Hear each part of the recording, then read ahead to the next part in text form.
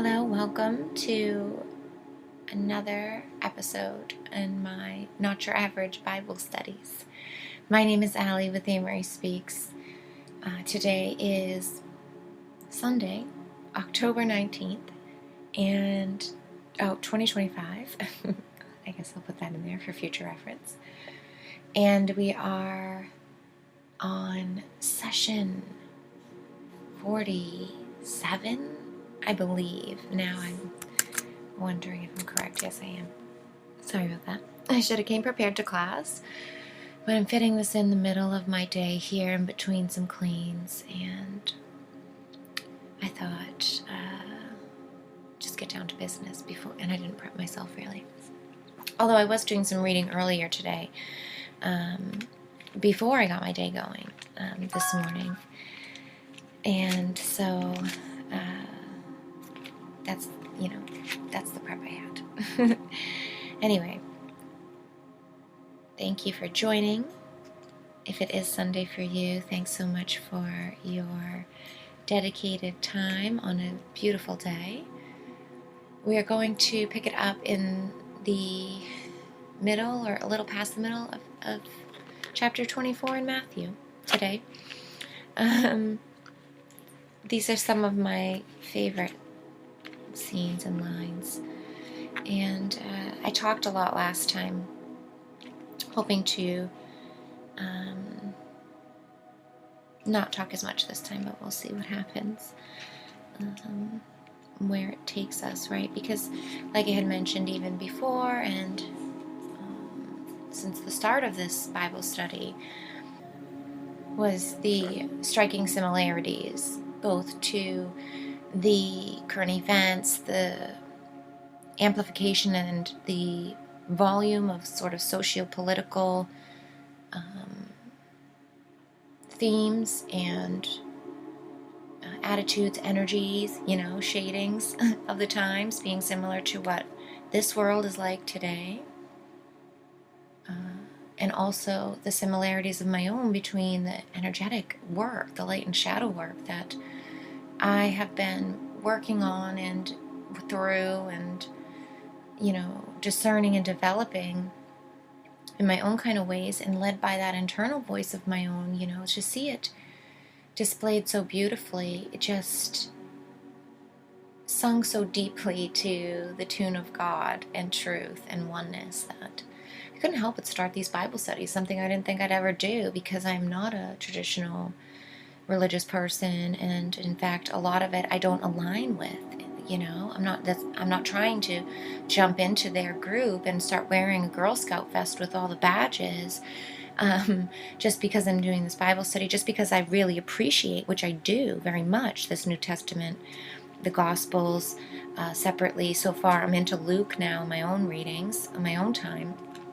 But of course we're taking our time through the Sundays here in my recordings and in my postscript to myself kind of now, coming back to it a secondary time and really reflecting on it and contemplating and hearing it again. And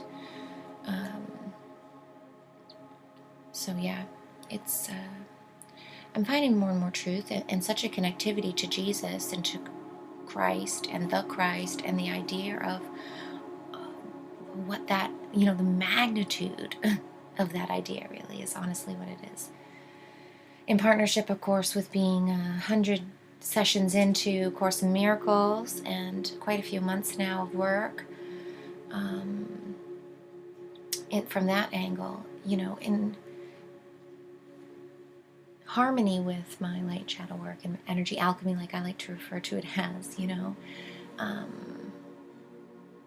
just the similarities are so supportive and enjoyable to me. They make my heart sing. So thank you for listening. Thanks for being a part of it by adding your energies here and hearing the energies I'm sharing. I hope they sing beautifully for you as well. So with that, let's get into what we're here for, which is to jump in where we left off. I wrote verse 31. Right. this, 24 in itself is such an epic chapter. I didn't really give a lead up to it. And if you didn't listen to last week's and you're just jumping in here new, thanks for listening. If you are not familiar, Jesus is speaking a bit to his disciples about the signs to follow at the end of times, and sort of like the tribulation and the apocalyptic world, and before everything falls apart, and so he's already sort of given the signs and said when, to look for these things and to wait to look for this, and then to, I believe I read through 30 last session, but I am going to read 30 again just because it sort of picks up with 31, and to when all the signs have been seen and everything, of course. He's saying, and then shall appear the sign of the Son of Man in heaven, and then shall all the tribes of the earth mourn, and they shall see the Son of Man coming in the clouds of heaven with power and great glory. And he shall send his angels with a great sound of a trumpet, and they shall gather together his elect from the four winds, from one end of heaven to the other. Now learn a parable of the fig tree. When his branch is yet tender, and putteth forth leaves, ye know that summer is near. Nigh. Well, he wrote nigh, but I think it's near, right? So likewise, ye, when ye shall see all these things, know that it is near, even at the door. Verily I say unto you, this generation shall not pass till all these things have been fulfilled. This is so interesting to me. And of course there's the historical 70 AD that people talk about and will immediately reckon to this sort of culmination, fulfillment of what he's talking about. But I also can't help but, as I mentioned, see a mirrored effect in the world today, and think about what that can mean about the generation and that it will not pass away.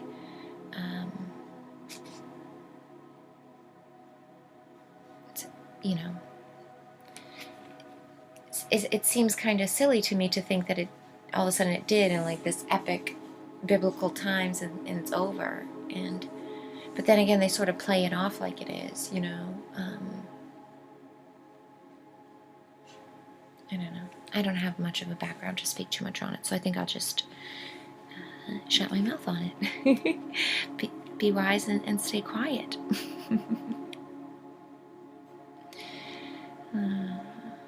Pick it up with 35. Heaven and earth shall pass away, but my words shall not pass away. But of that day and hour knoweth no man, no, not the angels of heaven, but my Father only. But as the days of Noah were, so shall also the coming of the Son of Man be. For as in the days that were before the flood, they were eating and drinking, marrying and giving in marriage, until the day of Noah entered into the ark, and knew not until the flood came and took them all away, and so shall also the coming of the Son of Man be. Then shall two be in the field, and one shall be taken, and the other left. 2 women shall be grinding at the mill, the one shall be taken, the other left. Watch therefore, for ye know not what hour your Lord doth come.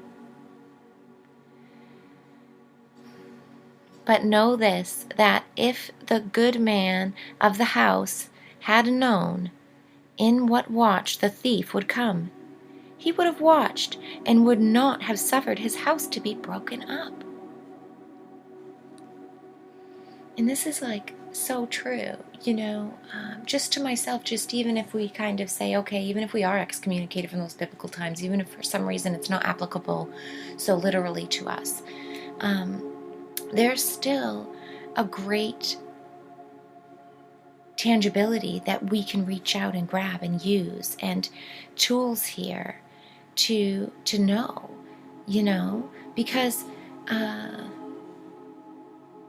no matter, don't you always want to be on your best? Don't you always want to be seen from your best angle? And if that was possible, wouldn't you want to aim for that?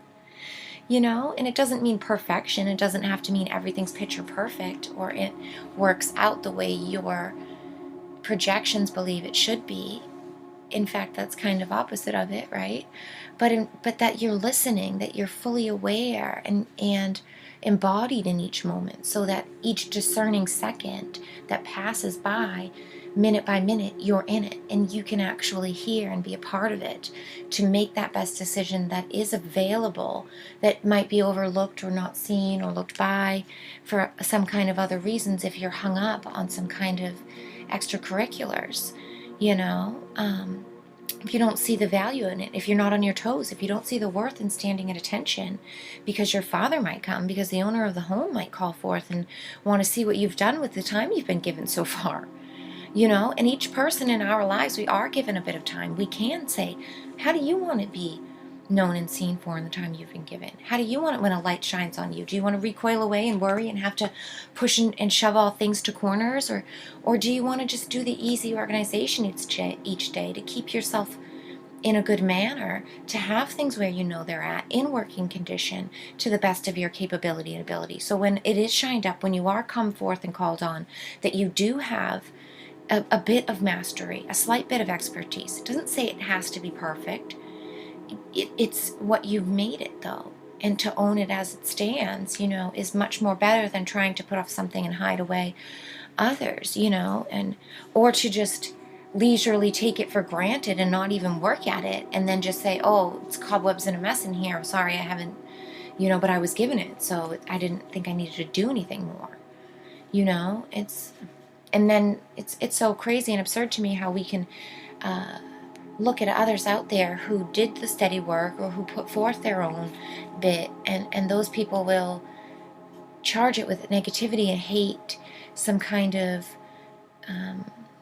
distorted angle to try to make some kind of attack or make a belittlement of that person over there because they didn't make the best use of their own time, because they took the leisurely, lazy route, because they screwed off or feel some kind of excuse me, feel some kind of way, about themselves. It's I just think very tangible social etiquettes that we can put on ourselves in a moral sense, even if you don't feel like it's end-all be-all biblical time, and that at any moment the great rapture could come and only those people who are deserving are going to be called forth. That to me is sort of hyperinflated and over the top, because it's unfair to others, and it's highly amplified, just like other things that you might call extremists and not agree with, and then and be hyper vigilant around. So anyways, let's get back to the scripture here. At 44, I'll pick it up. Therefore be ye also ready, for in such an hour as ye think not, the Son of Man cometh. Who then is a faithful and wise servant, whom his Lord hath made ruler over his household, to give them meat in due season? Blessed is the servant who his Lord, when he cometh, shall find so doing. Verily I say unto you, that he shall make him ruler over all his goods. But and if the evil servant shall say in his heart, My Lord delayeth in his coming, and shall begin to smite his fellow servants, and to eat and to drink with the drunken, the Lord of that servant shall come in a day wheneth he looketh not for him, and in an hour that he is not aware of, and shall cut him asunder, and appoint him his portion with the hypocrites. There shall be weeping and gnashing of teeth. And that's the end of chapter 24. And I wrote a little note in my journal, my little dedicated kind of write along with my sessions, planning, and just contemplative things that I bump into while I'm reading this New Testament.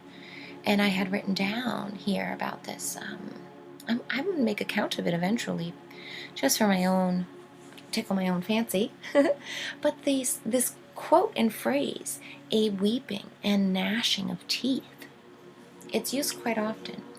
And I find it so perfectly depictable.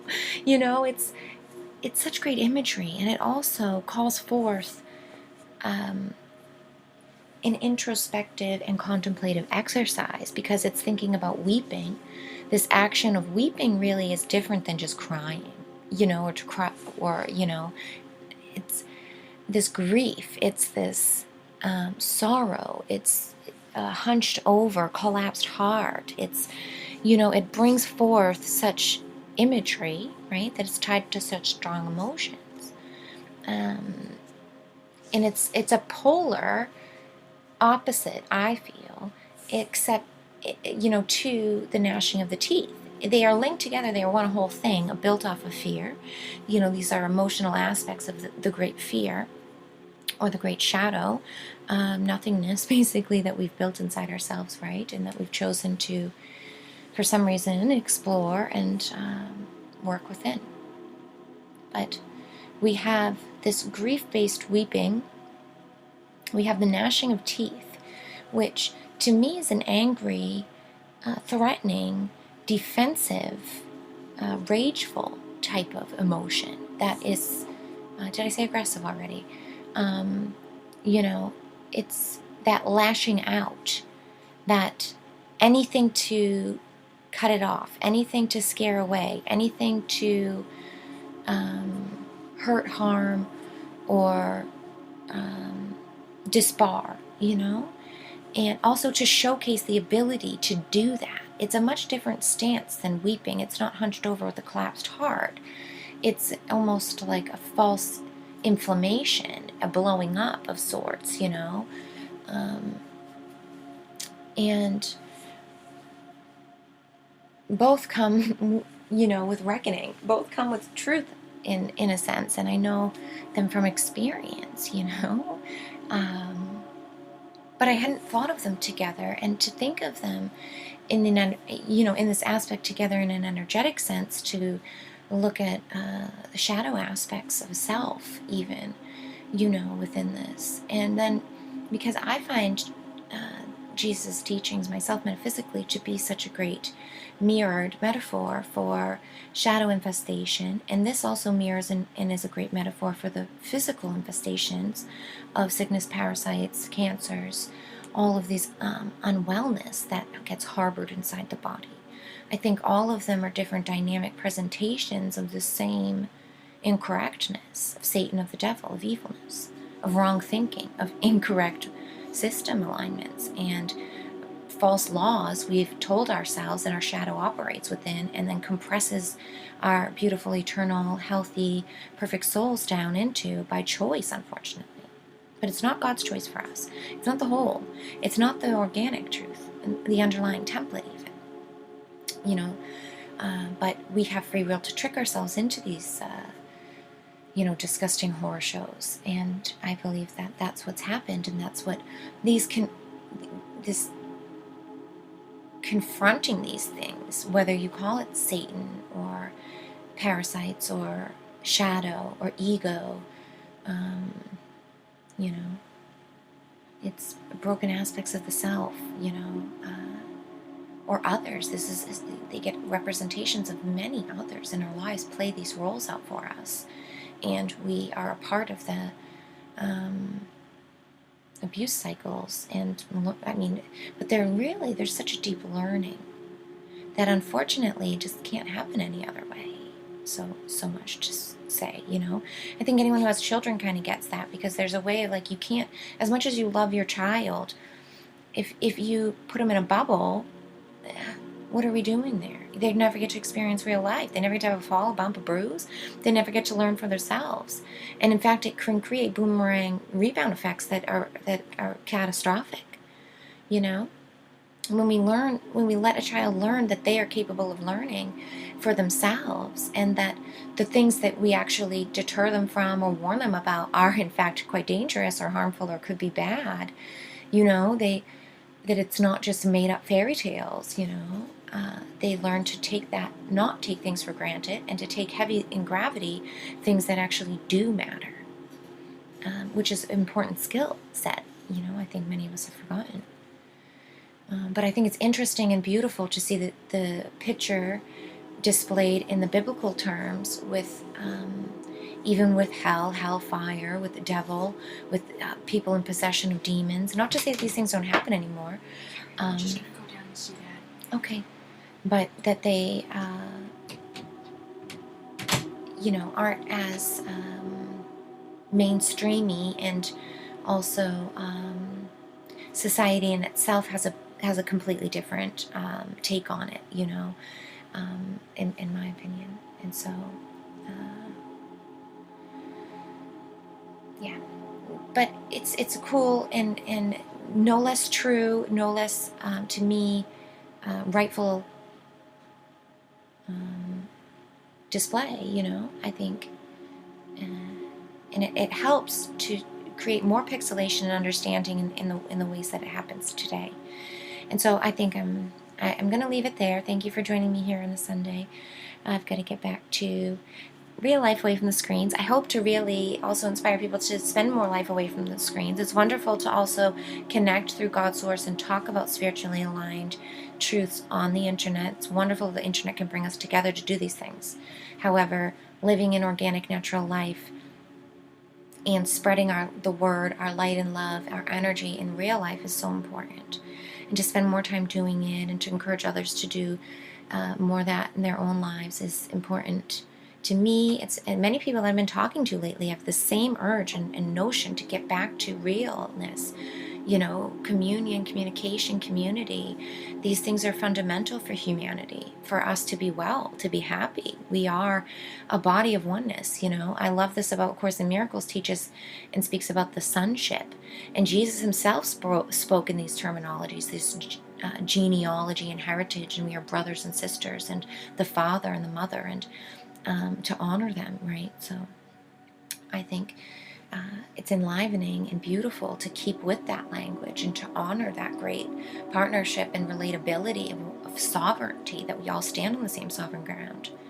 And so it's so tangible to my systems teaching, and what taught me to bring me to all of that understanding about positive systems and sharing, and what true unconditional love is,